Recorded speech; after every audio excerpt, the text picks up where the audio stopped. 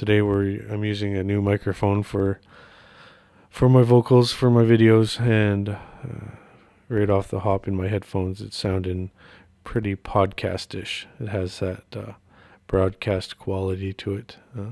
This is not an expensive mic. It's a SE Electronics V7. I think it's like $130. And last year I'd recorded a song with this thing. I just straight rapped into it for like 2 minutes or whatever.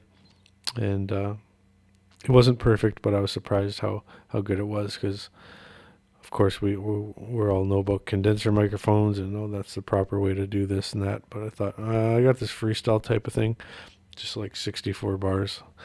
So I just rapped straight up on the dynamic mic, and it's dope. And other than that, it's been in the pouch for a year, so I figure I'll put it on the stand. I kind of have a love-hate relationship with the Rode microphone. It seems to be okay for like YouTube or whatever, but I guess I need to test it more. But it's noisy, and it's not noisy. It's one of the quietest microphones ever. But it's condenser microphones are very sensitive to sound in the room and even outside these walls, like out in the traffic out on the street, or the neighbor opening their door or going down the hallway or whatever.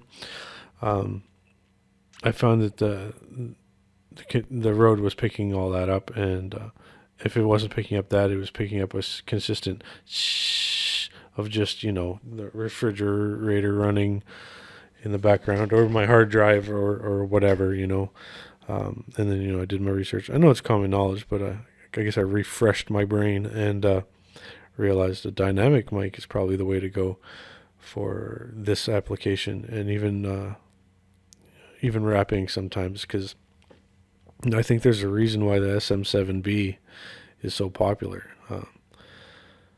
It's not a ton of money, but it's not cheap either. It's like 4 times the price of this. But anyways, countless vocalists have used that, and it's good because your room is irrelevant. Like, it only picks up what's in front of it. The room is silent, so you don't even need a booth with an SM7B.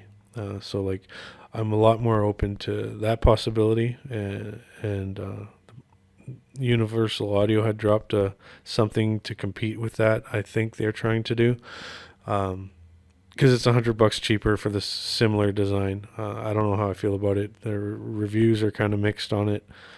A lot of people are saying the Universal Audio version makes more sense if you have an Apollo or this or that, because they have software presets for all that. And in my mind, that's a gimmick to me.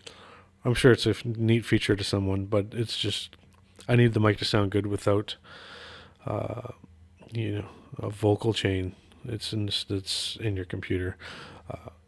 I believe in the computers and digital audio 100%, but where I do think analog and hardware is needed, like no questions, is microphone preamps and microphones.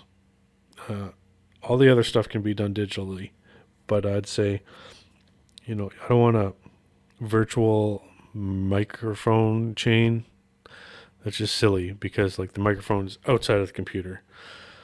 It doesn't originate from the computer, therefore it doesn't make sense. I don't know if that's going over your head or not, but you want a good quality chain going into the computer for your voice or whatever you're recording.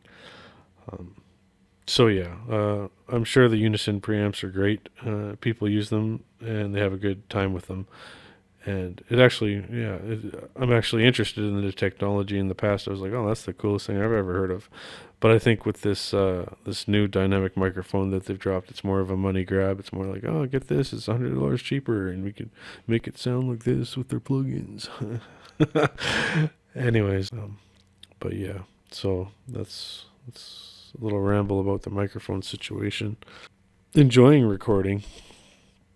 And I want more things to record. The idea was to have all kinds of percussion, and I've started that journey. I guess a year or two ago, I bought a tambourine and a jingle bell and a egg shaker, and and a few things around the house, just to get in front of the mic and record something, because that's an art in itself, and an aspect of sound design that's overlooked. It's not always tweaking a preset.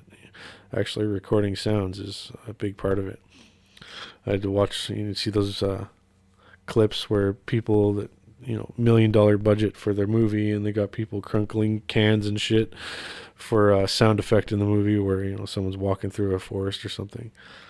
Anyways, it's the same idea. You can come up with all kinds of creative sounds with a microphone and real world stuff. I guess they call that Foley. It's really popular in lo-fi. Have that in the background while you're kicking snare and hi-hat or over top of it, and they call it texture. And it is texture. I like texture. I like color. Sometimes you could have a simple beat, but I'm drawn to the sound of something or the sound of multiple things, and it's like, oh, that is, as a whole, sounds cool. It doesn't have to be, so luxurious or whatever. Yeah.